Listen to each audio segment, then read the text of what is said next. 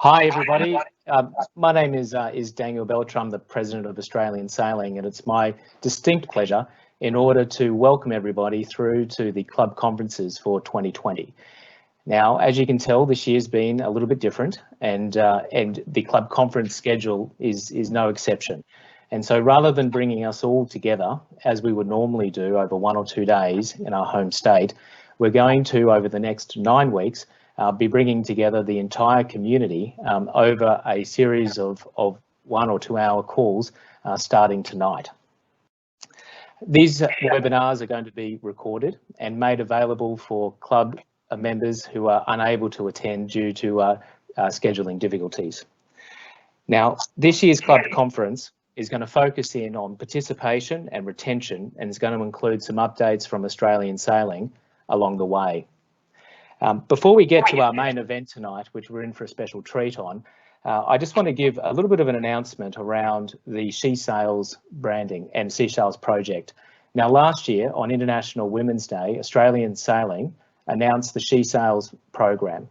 Now, She Sails is designed to recognise all the amazing female contributions to our sport and engage women of all different ages throughout our club network and racing programs. This week, Australian Sailing has launched additional She Sails resources and case studies and toolkits and guides, and is there to help your club in order to increase a thriving community that includes women and girls across all areas of our sport. This starts with encouraging them to be involved with the program, and so I please encourage you to check out those resources after tonight and see how they can be applied to your club, and have a chat through to your club services officers. In the coming weeks, Australian Sailing is also going to be launching an inclusion survey, and this is a great opportunity for you to tell us and the broader community about some of the amazing activities that you're doing in your club. So please keep an eye out for that too. Now, that brings us through to tonight's main event, and we're going to be joined by 2 very special women and who are going to be presenting on tonight's topic of innovation in inclusion. And that's going to be presented through by Brodie O'Donnell and Kapanya Ragahathon. Now, let me introduce these 2. So Dr. Brodie O'Donnell, she graduated as a valedictorian from the University of the Queensland Medical School, and between 2000 and 2006, she rowed and then competed in an Ironman triathlon, finishing the Ironman Hawaii World Championships in 2006. In 2007, she began road cycling, and in 2008, after winning the national time trial title, she raced in the Australian national team and then with a professional Italian team in Europe and the United States, representing Australia at no less than 3 World Championships between 2008 and 2012. Dr. O'Donnell returned to full-time work in 2013, starting at the Epworth Health Check and teaching doctor-patient communication at Deakin University Medical School. In 2016, she then broke the UCI hour world record at the Adelaide Superdome, riding 46,882 kilometres at sea level. 46 kilometres. Kilometres. In November 2017, Brodie was appointed the inaugural Head of Office for Women in Sport and Recreation by the Victorian Government, and in 2018, her cycling memoir, Life and Death, was published, detailing her experiences as a professional cyclist in Europe. We're also joined here tonight by Kapanya, Brighton Yacht Club, and she World International Drag Class Championships held at Brighton, and her personal sailing includes cruising the Whitsundays with her husband and regular yacht racing at Brighton. Coming originally from India, she is now a registered nurse, and she runs her own educational consultancy business while working towards her PhD at La Trobe University, focusing on digital education amongst health professionals. She is the chairperson for Inclusion and Diversity Advisory Group at Royal Brighton Yacht Club in Victoria, and she also serves on the auxiliary committee, which raises funds for junior and youth sailing as well as programs to attract disadvantaged and marginalised youth in sailing. Thank you very much, and now I'll hand over to you for tonight's presentation. Thank you. Thank you, Danielle. Welcome to everyone who's joined us today. As Dan mentioned, I'm the chair of the Royal Brighton Yacht Club Inclusion and Diversity Advisory Group. The role of this group is primarily to support organisational change within our club to enable us to become an exemplar for inclusion and diversity within the community in which we exist. The aim is to provide guidance and recommendations to the club as to how an environment of change can be created where people, regardless of their gender, age, culture, ethnicity, disability, generational differences, as well as sexual identity, feel safe and welcome and supported to work and participate at our club. What our group does is we provide a forum for discussion of matters on diversity and inclusion, as well as issues on access and equity that impact on the workplace and on our club as a membership organisation.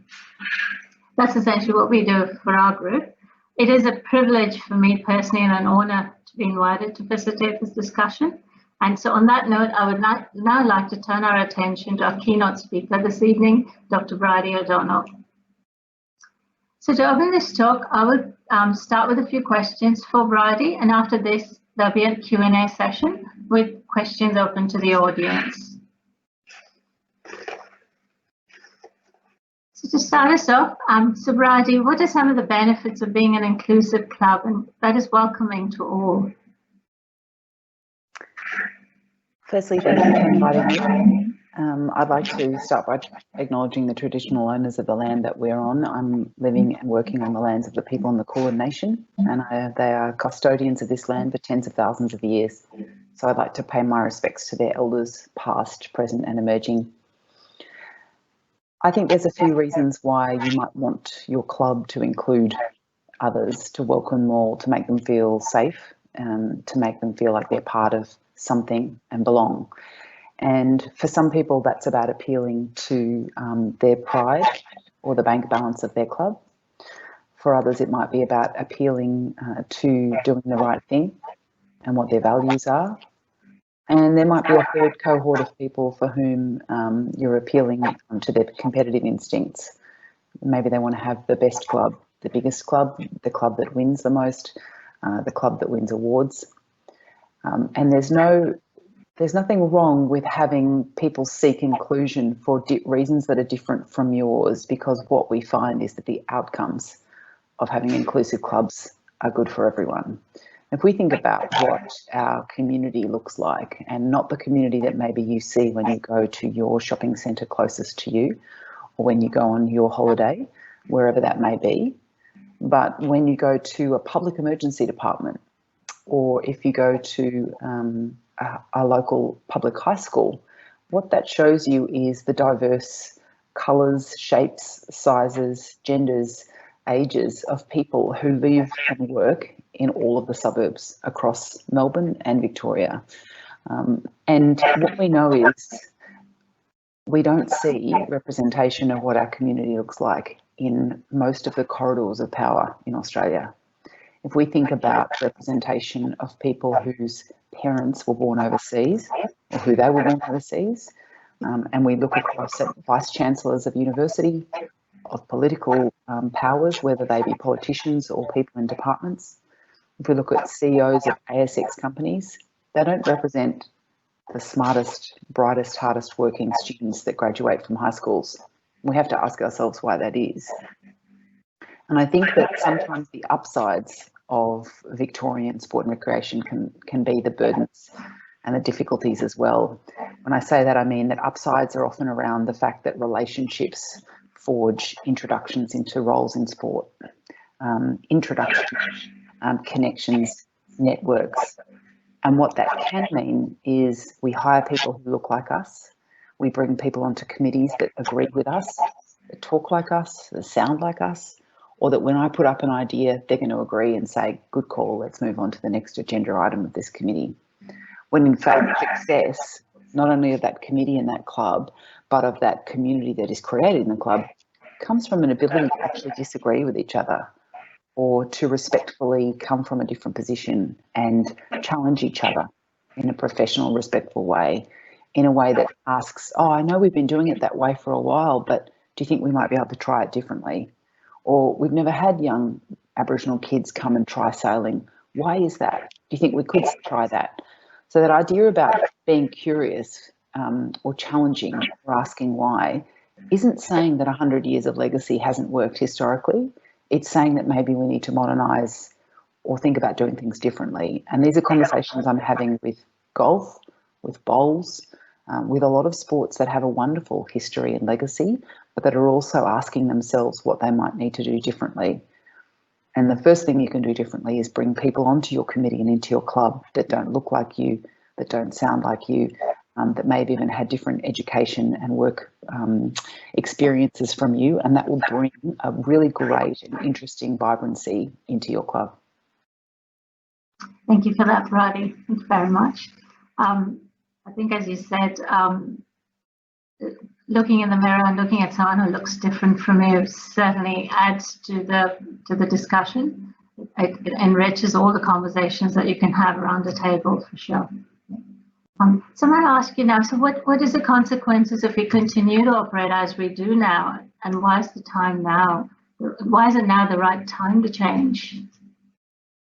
I think what our department and my Office for Women in Sport and Recreation, but broadly Sport and Rec Victoria, have seen over the last 3 months is just how tenuous running a sporting club or a state sporting association can be from a financial perspective, but also regarding your person power, your resourcing, the capacity that your club or organisation has to do things has been really dramatically affected over the last 3 or 4 months.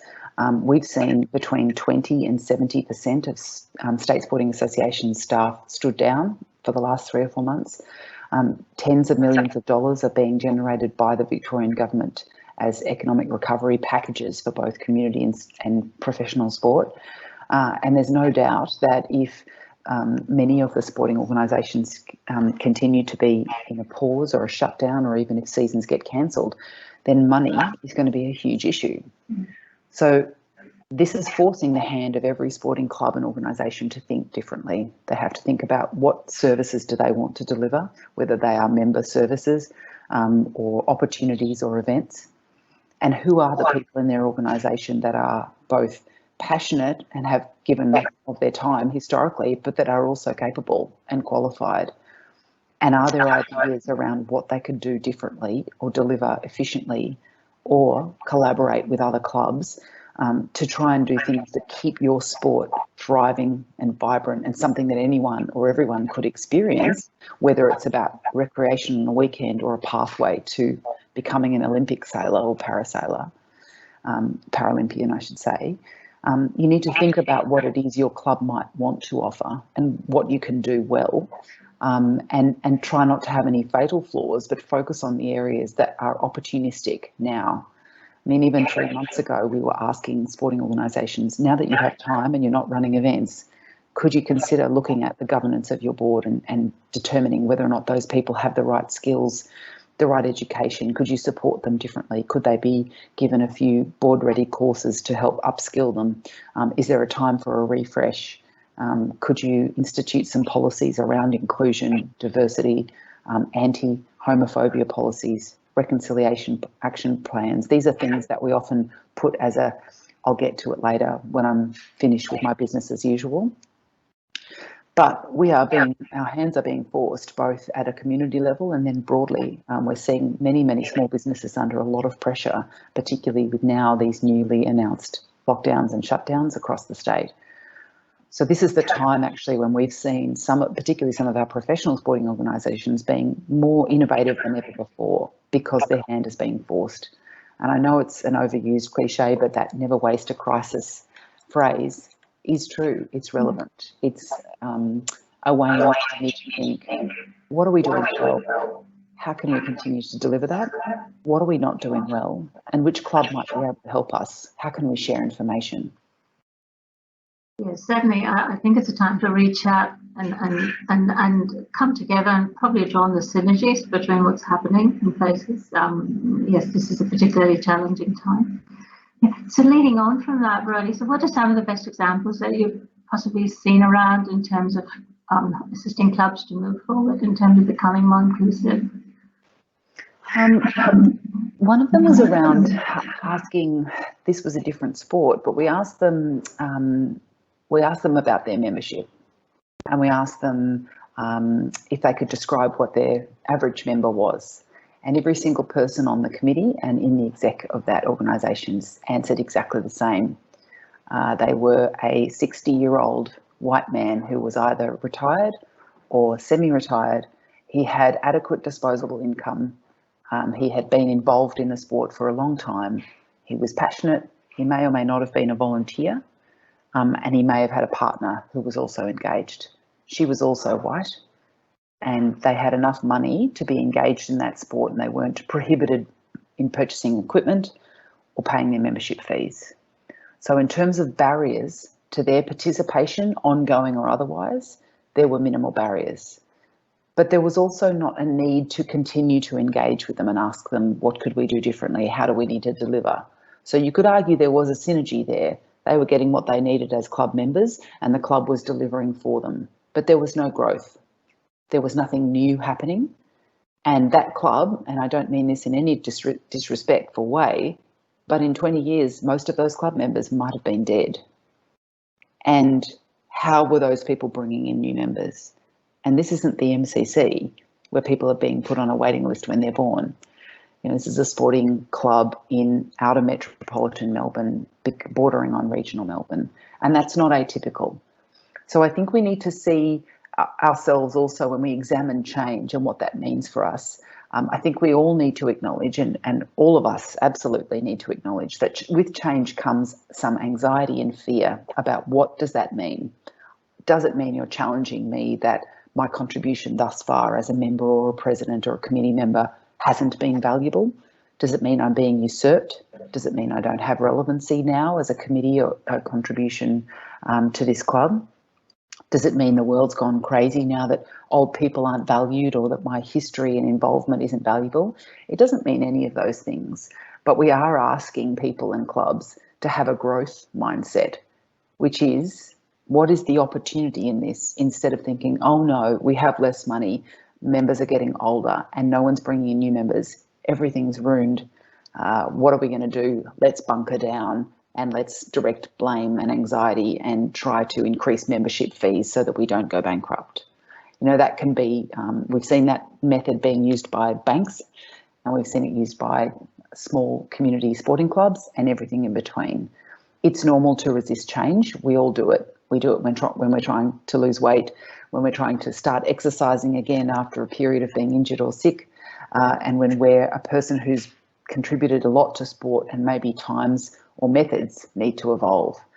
And so one of the things I think that worked really effectively with this particular club is asking a lot of those senior members to recruit, and that they were given awards. They were given awards for the types of people that they recruited. Could they put an ad on the Facebook page of their local suburb, or ask their child or even their grandchild at school, hey, have you ever done this? Do you want to come down and try? My grandfather's a member. He's going to do it. It's going to be a come and try day, and I'm going to buy everyone a glass of wine after the day, and we'll all do this together. And it became actually a really innovative way for these club members to start thinking about different types of people, because then also as an older club member or a more senior or experienced club member, you're then showing and teaching. You're renewing your love and passion for something when a new, I can only imagine how exciting it would be to have a 20-year-old who's never sailed before, and they're there and you're showing them what to do. Whatever class, whatever boat size that is, you're teaching them a skill and you're renewing your own passion for something whilst bringing in new members, people who can either compete for your club, increase membership of your club, or just bring some new innovative and sort of energy ideas to your club's functioning. So there's no downside to the way that this thing is, but we all need to imagine and acknowledge in ourselves that doing things differently is confronting. Asking ourselves questions like, are we doing our best? Is this good enough? Wonder why that club's doing really well. What did they do differently? Should we ask them? Should we collaborate? These have been things that so many sporting organisations have done over the last couple of years that I've been really reassured and invigorated by. Thank you for that, Bridie. Just picking up on that, you talk about clubs looking at their governance and forward thinking in terms of succession as well with the leadership.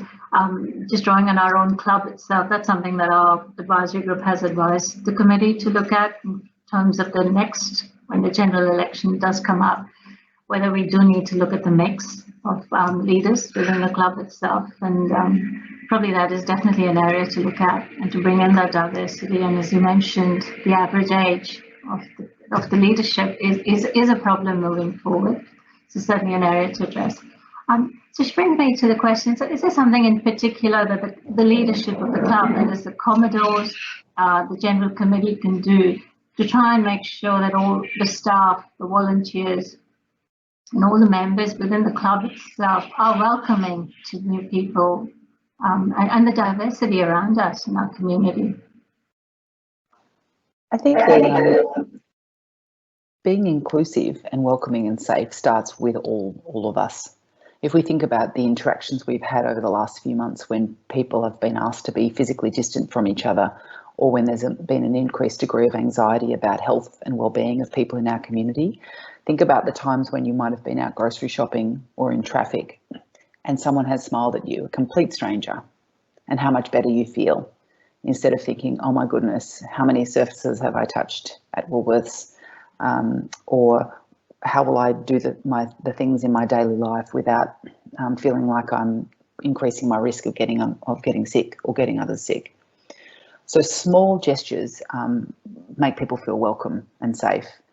And whomever your Commodores and or other leaders of your club, I'm sure are warm and gracious people, but sometimes they're overwhelmed by their tasks. And we see the same in government. We have secretaries of departments who are working very hard, and there are some that probably are good and kind people, but they're just not very good at projecting that in the moment. They're not very good at starting a meeting by saying, hi everyone, how are you? Or introducing themselves to new people, or they may not start with around the grounds of tell me how your weekend is going, or is everyone healthy in your family? These things may not always be a priority for some, but they're often a priority for others. And it's also a really good way to get to know people and to understand what lives they have outside of sailing or outside of the club. And that doesn't need to be done by the Commodore or the leaders. We all can act in a way that's warm, generous and inclusive. And it doesn't need to be an intrusion into others' privacy. If people don't want to tell you about their personal life or their weekend, that's okay. But it is nice to just make eye contact with people and ask them how they are. And to also, one of the things I ensure that I do at every meeting that I chair or in my team is ask other people for their ideas first. Because as a leader, we often forget that our voice or our authority can precede us, and we're often in a hurry to come to a decision, and we think, well, I've already got the idea, so let's just move on. One of the things I've definitely had to do is, what about if I went last? What about if I ask everyone to give their feedback or opinion or suggestion for a new idea first? And if we don't get to me and we run out of time, that's the choice you make as the person who's the leader or the CEO. Because if you allow and invite everyone else at your committee to speak up or to provide suggestions, and you say there are no bad ideas, but we won't pick up all of them, but we want to hear you, you will get some interesting perspectives on how things might need to be done differently. Power doesn't need to be the loudest voice or the person who magically comes up with the answer. Sharing that responsibility actually makes other people work harder. It makes them want to be on your team. The other thing that I know is not always a habit of people from an older generation. My stepfather was a Supreme Court judge and a wonderful, incredible man. And one day my mother would say to him, you need to thank your judge's associates more often. You never say anything nice to them. And he said, they know they're doing a good job. She said, oh, how do they know that? And he said, well, they're not getting told off for doing anything wrong. And I know a lot of surgeons that would do that. If I'm not screaming at you, you're probably doing a good job. I think we've moved on from that sort of stuff. I think that we know, and certainly as a former elite athlete, yes, everyone wants to do their best, but goodness, there's nothing wrong with saying that was fantastic. You were great in that meeting. Thank you so much. Trust me, you will see that person, their chest will swell with pride and they'll show up earlier tomorrow. They'll want to impress you. There's no such thing as getting a swell head, you know, complimenting and thanking and acknowledging people's hard work is a really, really great and fast and easy and incredibly free way to garner loyalty, to imbue trust in people and have them feel like they want to be involved in you as your team. And I think that we need to share congratulations and share gratitude with others. And that actually is one of the most effective ways, I think, to bring people along with you. Thank you for that, Radhi. Just taking away from that last message that you've conveyed to us, what do you think? I mean, the current times it's a combination of being nervous, combination of uncertainty. It's just upheaval in every possible way. So, what do you think are some of the fears or some of the barriers that people would be facing as they think about returning, or people are going to come into, for instance, come into sport like sailing for the first time, and how can clubs overcome that to try and facilitate people coming in more easily? Well, perhaps if I can answer my thoughts about people coming into sports generally, pandemic aside, is that the average adult doesn't try new tricks very often. When I took up professional cycling, I was 34. I'd never ridden a bike before. And everyone around me said, whoa, you haven't done that before. Like, what if you try for the Olympics and you don't qualify? Like, that'll be embarrassing. And I thought, this is the challenge I feel in Australia, particularly the Western culture of Australia, white Western culture, is we're not great at sort of risk appetite and being able to fail fast and try and learn. We do have people with strong risk appetite who try things and fail things, but it's not a culture we embrace very often. It certainly is in the United States, and I raced there for a year, and there's much more, I mean, there's higher bankruptcy rates in the United States because people all think that they're amazing. So somewhere between the hubris of Americans and the kind of false modesty of Australians, we probably need to find some sort of middle ground. But one of the things I learned by quitting a job as a doctor to become a professional cyclist at 34 and being a complete novice at riding in a peloton with 200 women, 45, 50 kilometres an hour, people crashing around you, is that you learn some humility about not being great at everything from the start. I was also living with Italian women, none of whom spoke any English. So my Italian was terrible. I spoke like a toddler.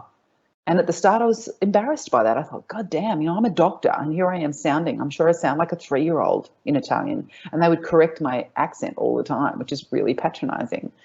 But what I learned was there's actually nothing wrong with not knowing things.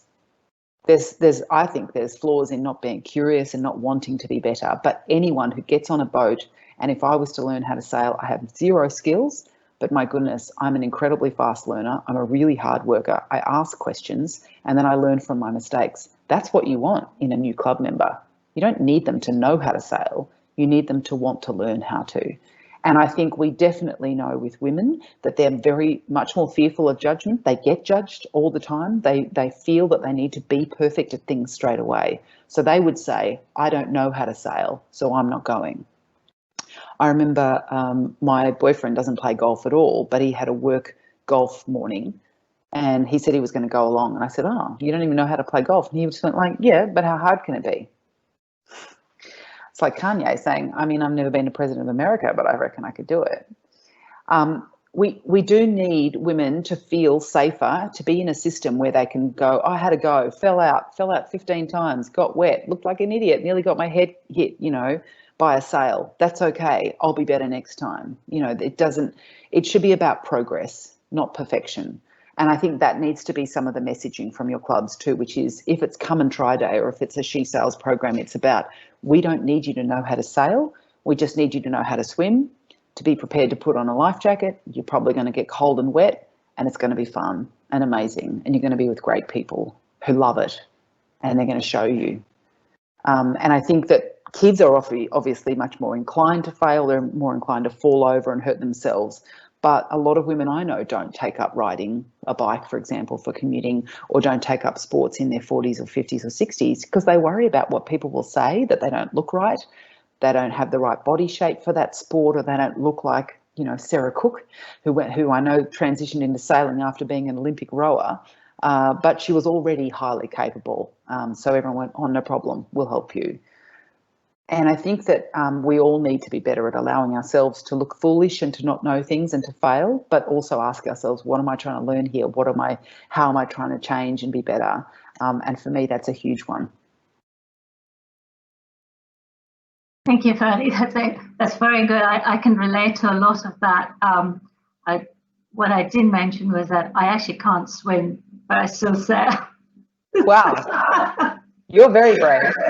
Yes. So it's my husband's challenge to me to do something different, completely out of my comfort zone. So that's wonderful. Congratulations. I can relate to that. And I do wish a lot more people do think about it that at the end of the day, you're just going to be fish food, and that's about it. There's such a big difference. So that thing. But going forward from here, I mean, all clubs, including ours, we are thinking about what to do next. What do we do? What are some practical ways in which we can implement those inclusion and diversity themes within the club? Everyone's trying to do the right thing in terms of having like programs like the She Sells and attracting more women. But is there some practical things that we could do or missing out on, which we're not doing, which other sports might be doing, which we're not doing in sailing? Well, you all know your sport and your clubs far better than I do, so I wouldn't presume to tell you how to do sailing better. But I do know that if we think about barriers, particularly to new people, but also to women, time is an enormous one. Most women in between the ages of 25 and 60 are either caring for children or caring for their ageing relatives.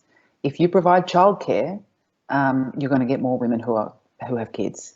If you provide opportunities that with discrete time blocks that suit them, if you put a call out on Facebook saying we want more women members, when would be a good time for you? They will tell you. If it's barriers around having adequate equipment or clothing or etc., provide it for free for the first X number of sessions or as part of membership or whatever it is you might do. If it's about buddying them up with a person who is of the same gender or the same age or of similar style of personality, do that so that they feel safe and secure. Or if it's about buddying 2 or 3 women up that are all novices, so they don't feel judged and they're all coming in at a similar level. You need to ask those people what it is they want.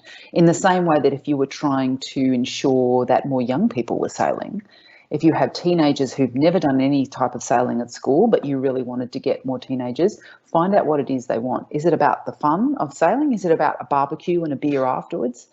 Is it about competition and training and representing Victoria or Australia? Ask people what it is they really want to do and for example, if someone said to me, would you like to sail? I would say, I want to do the Sydney to Hobart yacht race. Now, I don't have any skills in that area, but I have been a world record holder on the bike. I think I'd be all right if you put me on one of those ergos now that they don't do it with their forearms. I don't get seasick. So that would be on my CV. No skills in sailing, but I'm a fast learner. I'm a hard worker. I'm okay with sleep deprivation. So I think that's the idea is understanding the types of sailing that you might have or you focus on or whatever part of the bay you tend to race and compete in, and ask people in your area what it is they want. Or ask people who've newly joined, say, why did you join? What was it about our club that you liked? Did someone bring you in? And ask people who leave your club or don't renew their membership, why are you leaving? Can we understand why? Is there a person that didn't make you feel safe and inclusive? Was it about the fees? Was it that you just didn't have time and you felt guilty and you just didn't want to have to do it the way a lot of people feel about gym memberships, which is, I signed up, I'm not really doing it justice. I can't justify it anymore. I won't go and I feel bad and I show up twice and people go, haven't seen you for 6 months, and they might mean well, but that person feels like I'm failing at everything in my life. But childcare and looking after, supporting people who have caring responsibilities is a huge one, because also what we know is most 40 to 50-year-old women are caring for their parents. And so we had a conversation with the organisation that runs gliding. Now, this will come as a shock to no one, but there are almost no women gliders because gliding takes 9 hours. Women don't have 9 hours on a weekend. They're usually ferrying kids around, they're cooking, cleaning, they're probably working if they've got a career as well. So think about the ways you can facilitate things for the people that you want to bring in and what their other commitments are. Thank you. Brady, I have a final question to ask before we go on to the audience Q&A session. So as a final question, what would be the 3 takeaway messages that clubs and all of us now can do to make sailing a lot more inclusive? Try something different this season. Do something that your club has not done before, whether that's around holding a different type of event, not holding events, not focusing on things, reducing fees, inviting different types of people to join. Do something different and try it and be prepared for it to fail. You know, say, we tried that thing, we didn't get much uptake, we won't do it again. So I think that when you can demonstrate that you're able to try things and change your mind, your members will as well. Talk to other clubs more, collaborate more, share ideas, contact them, call them and say, we're at a bit of a loss. Have you been doing anything that works? You know, stop seeing yourselves as competitors, because when a person joins, I would imagine when they're joining a sailing club, they're probably doing it based on geography or on a person that they know. So you're not really in direct competition. And I think that the more you can start delivering things that are similar, that actually builds the whole sport and recreation as something that's attractive and a really good option. And I would say then the third one is be prepared to step away. Just because you've been contributing for a long time and your ideas are good and you're still passionate doesn't mean you need to keep doing that. You can contribute in different ways. But, you know, when we talk about quotas or targets or having more diverse people represented, they cannot get on the bus if all the seats are taken. That means good people, smart, interesting contributors actually have to make space, because guess what? No one thinks that they're the laziest, most hopeless member on the board or the committee. They always think that's someone else. So even if you're all 10 high achievers, people have to step off to make way for a 25-year-old or an 18-year-old or a person with a disability who wants to ask questions. Be prepared to step away. So tenure is a huge thing. Thank you. I think that last point is particularly relevant as we move forward to make room for new people within the club leadership itself, because that again ties into succession, fresh ideas and forward planning. So definitely I think that's something we all need to be doing and thinking about. Yes, sure. Yeah. But what I'm going to do now is open it up to audience questions, and we have Claire who's going to moderate the questions. So if you give me a minute, I'm just going to go through the Q&A session to see what the questions are.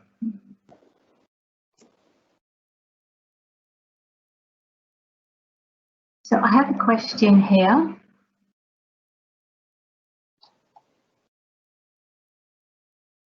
This question is from Lynn, who's from a regional sailing club with an older demographic, who strongly believe juniors and kids should not be encouraged, quite rightly, as Bridie has flagged to be a real issue.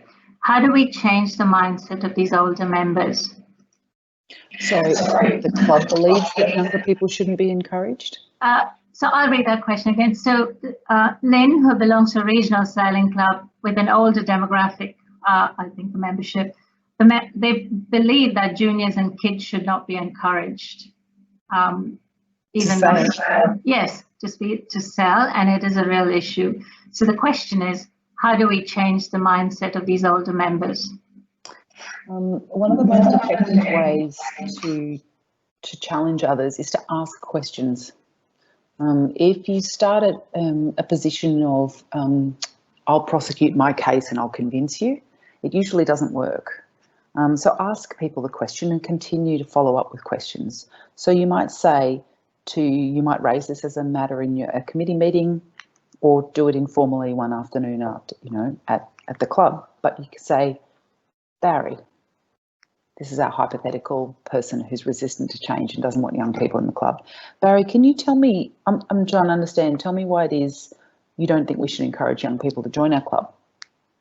And let's say, for example, that person's dismissive. Oh, I just think it's a bad idea. Bloody kids, they never show up and they don't pay. And you say, no, but help me understand why we wouldn't want more membership, or we wouldn't want to see more people sailing out of our club in 5, 10, 20 years.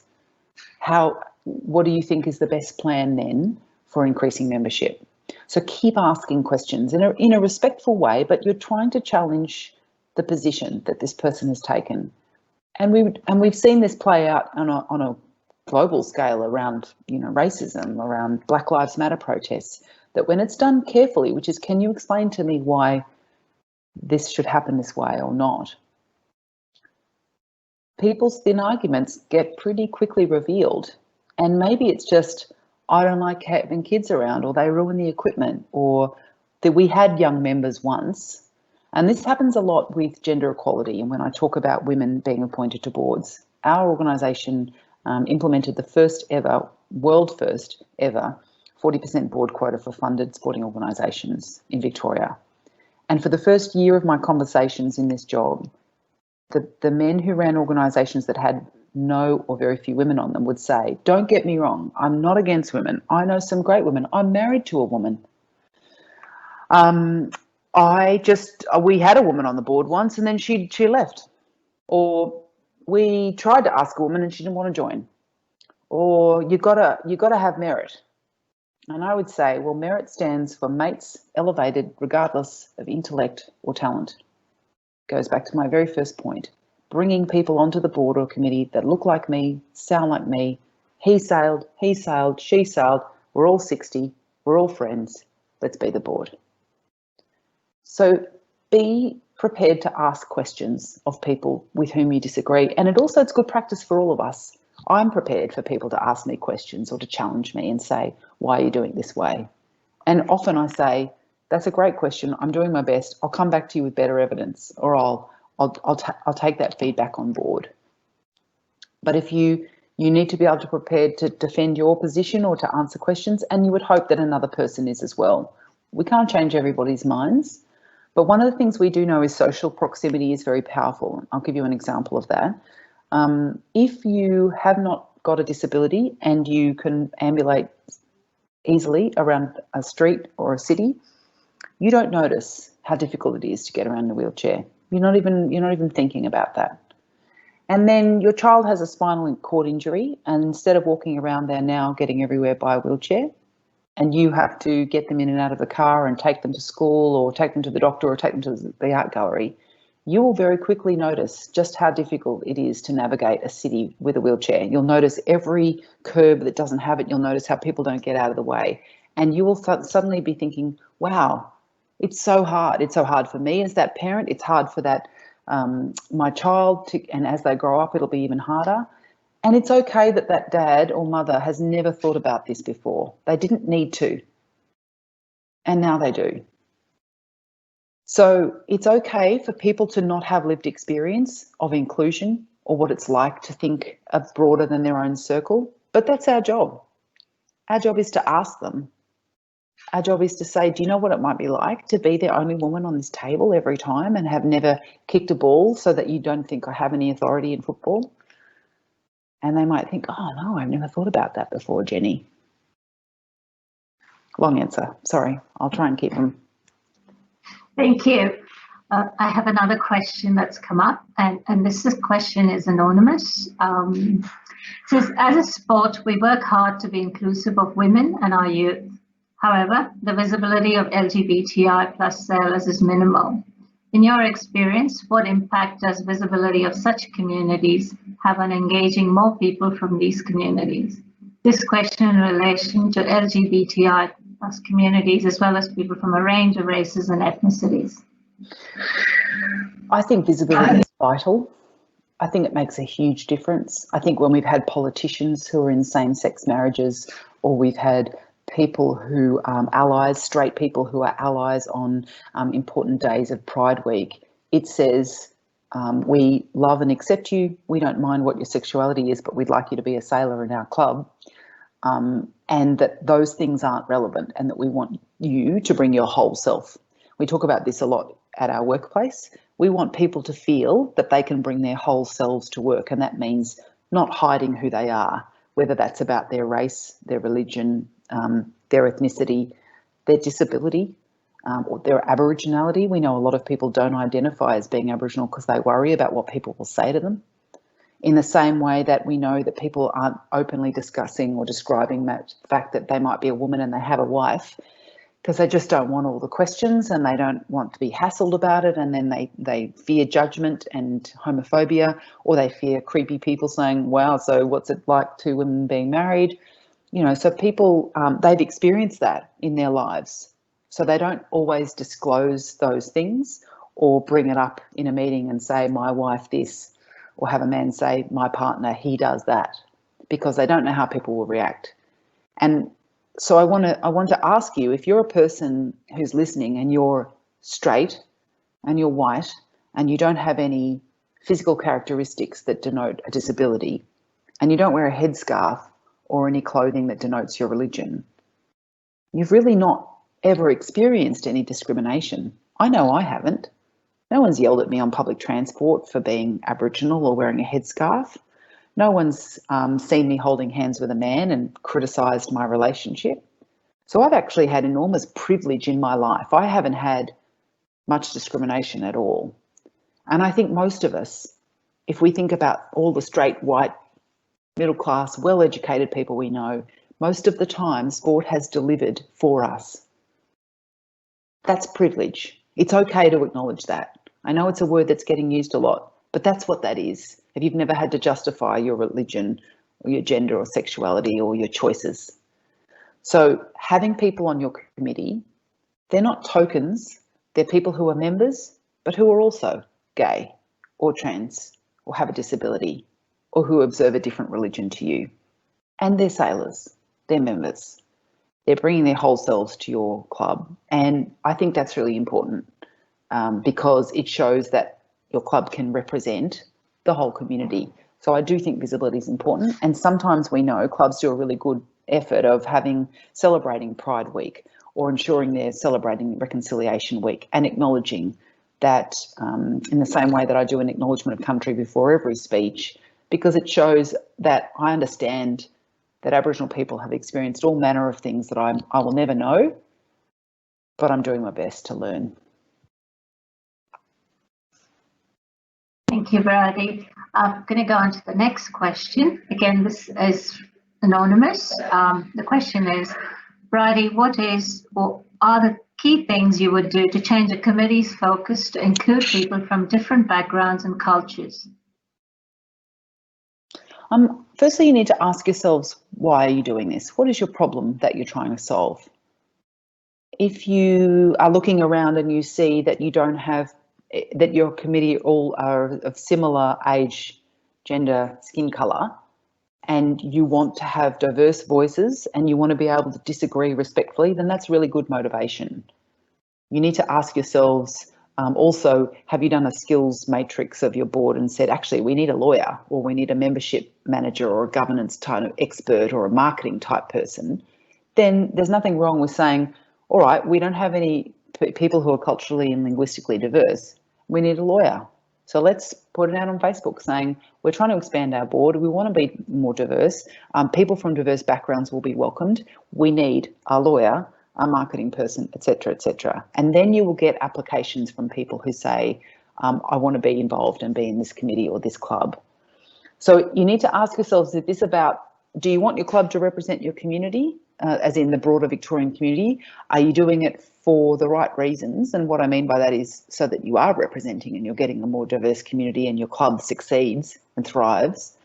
I'll use cricket as an example. I know a couple of years ago when I started, the fastest growing demographic in Victoria were people from India. That was the #1 country of immigrants, and I believe China was the #1 country of immigration to New South Wales. And a friend of mine who's of Indian heritage was talking about her involvement in a cricket club down near, sort of near Werribee. She said there's a huge population of Indian people living there, massive passion for cricket in India and of families that have come to Australia. no Indian people in that cricket club. Why was that? And the kids were showing up, they'd look around and they'd think, well, there's no brown kids out on that field.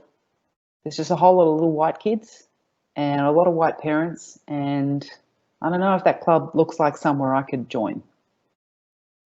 And another family had said they'd even kind of knocked on the door one day and said, we're new, my son plays cricket. We've only been in Australia for about a year, but we'd love to join. And they weren't greeted warmly and safely, inclusively. And you think, well, that's bad business. It's rude, it's not smart, and it's ultimately pretty racist. And yet, from a business model perspective, it makes no sense. If someone knocked on your door and said, hi, we're new, we want to join, you should be saying, terrific. How can we get you engaged? How many kids have you got? What do you want to do? You want to volunteer on the committee? You know, this is a way to bring people to sport, and has been the best way to connect new arrivals to our country, you know, for 50 years. And we're all immigrants, aren't we? Unless you're Indigenous on the line. We've all come here over the last 230 years, just in different waves, some criminals, but most of us have come post-war and when politicians have made decisions around opening our borders rather than closing them. So I think you can think a bit more expansively about what it is you're trying to do, why you want to do it, what's your problem to solve, and then go out and tap those people on the shoulder. No woman or no person of diverse background will feel like it's a token if you say, we want a woman on our board because we don't have any, but we want someone who's a lawyer. Can you do that job? And here's what would be required of you. Or we need someone to lead a multicultural sailing program. We know you're a sailor. Can you help us? Can you show us what we need to do? And you could be the champion of this program that will bring more kids in. Thank you. I have a last question, which is posted. So the question reads, totally acknowledging the value of all forms of diversity in management. How does a club go about mandating that a board or committee must be 50-50 in terms of gender or other form of diversity in an acceptable way? I don't think 50-50 is the goal. I think that it's unrealistic and probably excludes people who are gender diverse or non-binary. Secondly, it's difficult mathematically if you have an odd number. Third, we need to acknowledge that people on committees of community sport and recreation clubs are all volunteers, and they're all probably pretty time poor. And so we can't always control who departs our boards and committees and who comes in and who's available. People get sick, people move interstate. So you need some flexibility, and that's where 50-50 doesn't provide that. We believe that 40% as a minimum is a good standard, and it's a globally recognised standard because it also allows pragmatic flexibility. You do need to be pragmatic. This isn't like the board of AMP where you can pick and choose who you want and pay them a large sum of money and then they still commit fraud anyway. You know, I think it's important to think about, firstly, who do you need on your board? You might need a lawyer, a membership manager, a marketing person. I'm just making these things up because it depends on the size and the objectives of your committee. But first think about the skills that you are trying to fill. And then you can be targeted about tapping people on the shoulder, members or people that you want to come in and bring them in as a member. And then they join and you say, and you're on the committee because we want you to represent the arts community or youth or disengaged youth. And we know that you've got that insight. So it takes time. It's a slow process. And we also acknowledge that because everyone is a volunteer and everyone's probably got a full-time or part-time job and families, that you don't have all this time in the world. So allow yourselves time with our board quota. And remember, these are for funded state sporting associations. So it's for Hockey Victoria, Netball Victoria, Basketball Victoria, not clubs. We think it's a great idea to have gender diversity on clubs, but it's not our job to monitor your daily processes. You know, we want the governance of clubs and to run smoothly within their organisations because we would want you to all be better.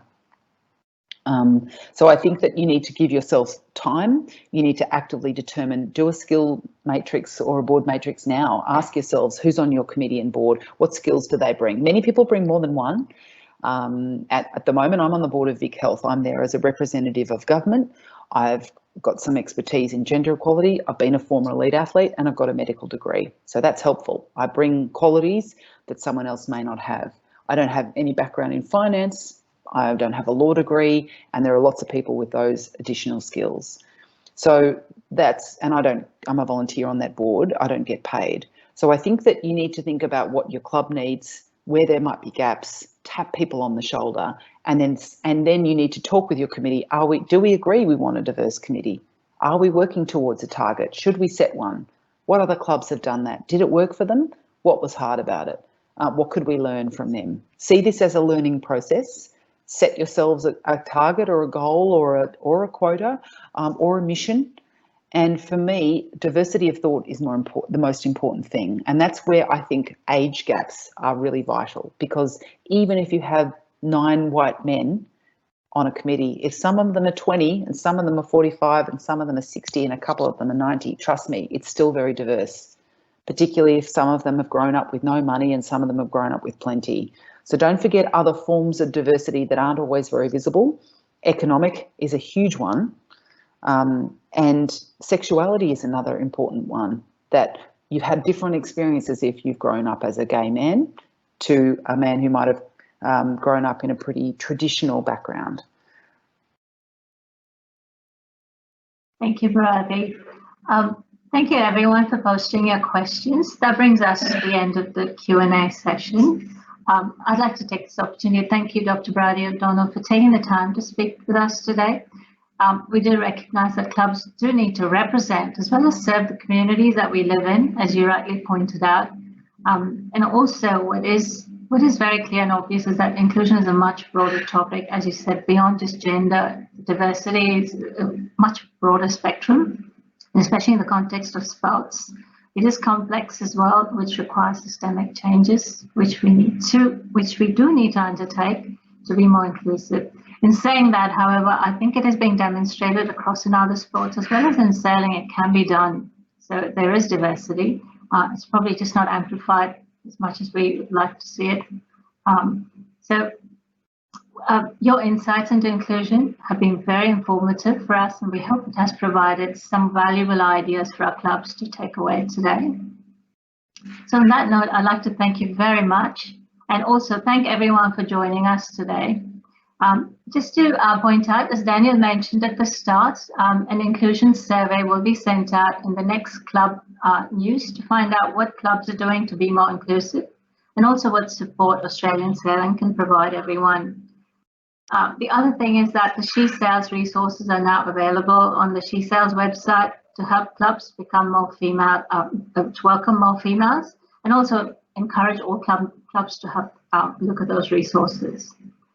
And the final thing is that this presentation will be available to view online on the Australian Sailing Club conference page. So please do go and check it out after this if anyone would like to go and review the content up there. So once again, thank you, Dr. Bharati O'Donnell, and thank you, everyone. If you have any more questions, please do post them or type them in the Q&A section. Thank you.